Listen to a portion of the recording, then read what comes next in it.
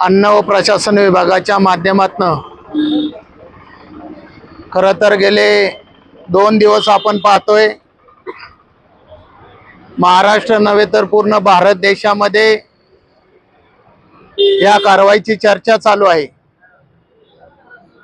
वास्तविक चर्चा होणं ही साहजिक आहे।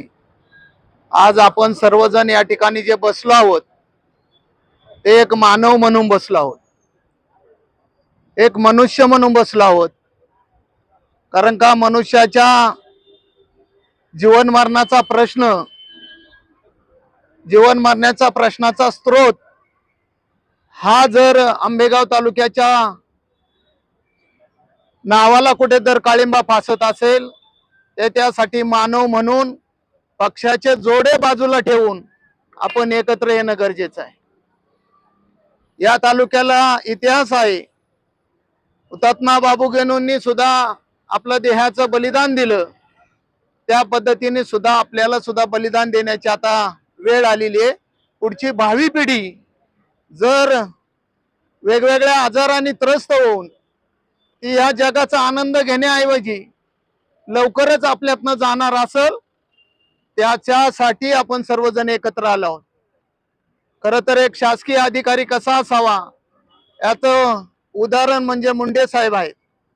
मुंडे साहेबांनी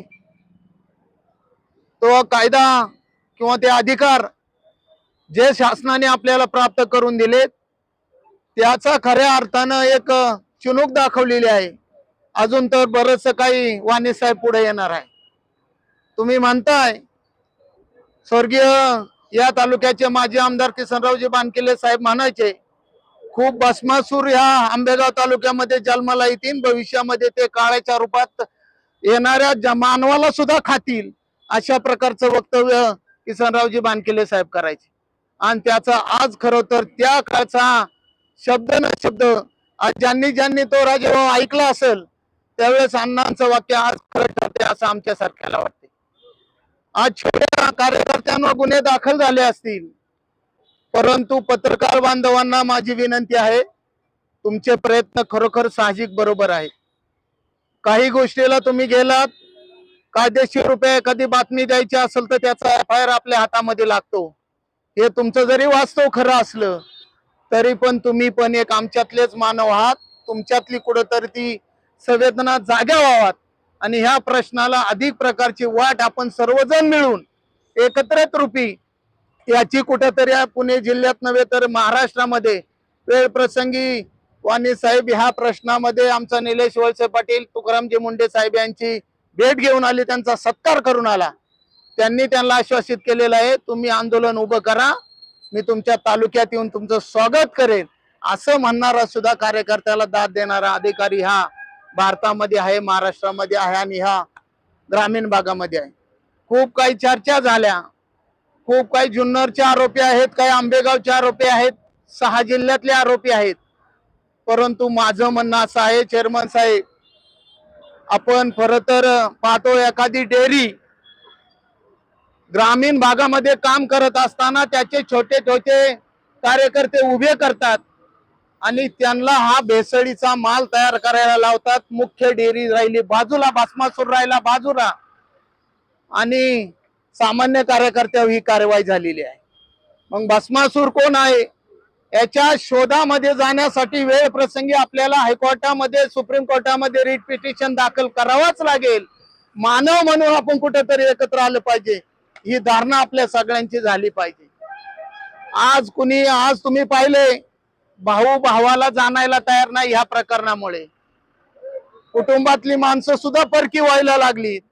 उद्या एखादा नेता म्हणून हा माझा सुद्धा माणूस नाहीये, त्याचे सुद्धा आपल्याला गांभीर्याने विचार करावा लागेल। मग आंबेगाव तालुक्याचं नाव जरी खराब आज करण्याचं काम, आता राजाभाऊ म्हणले आमच्या मंचरचा संबंध नाही, परंतु राजाभाऊ मंचर हे आपलं मुख्य ठिकाण आहे, मुख्य नगरी आहे। मंचरचं नाव खराब झालं म्हणजे आमच्या गावाचं सुद्धा, आमचं सुद्धा नाक खराब झाल्यासारखं आम्हाला वाटतंय। कारण का या तालुक्यामध्ये खूप काही आपण मिळवलंय, खूप काही आपल्याला करायचंय, अशा वल्गण्या करणारे खूप कार्यकर्ते आपल्याला भेटतील, परंतु आज जनतेने यापूर्वीच्या काळामध्ये जो लोढा म्हणून आरोपी आहे त्या आरोपी अशा 2 वेळा यापूर्वी सुद्धा कार्यवाही झाली होती, पण ती कार्यवाही या तालुक्यातल्या प्रतिनिधींनी दाबली की काय ही शंका. त्यावेळेस ते तर मंत्री होते, त्यावेळेस तर ते सगळी पदं भूषवत होते, आणि लोढा सारखा एक माणूस येतो आणि आंबेगाव तालुक्यामध्ये भेसळयुक्त दूध निर्माण करतो. त्यावेळेच्या पीआयला नाही तसा त्रास झालेला आहे, आम्ही डोळ्यांनी पाहिलेला आहे, मनसरच्या पीआयला राजाभाऊ.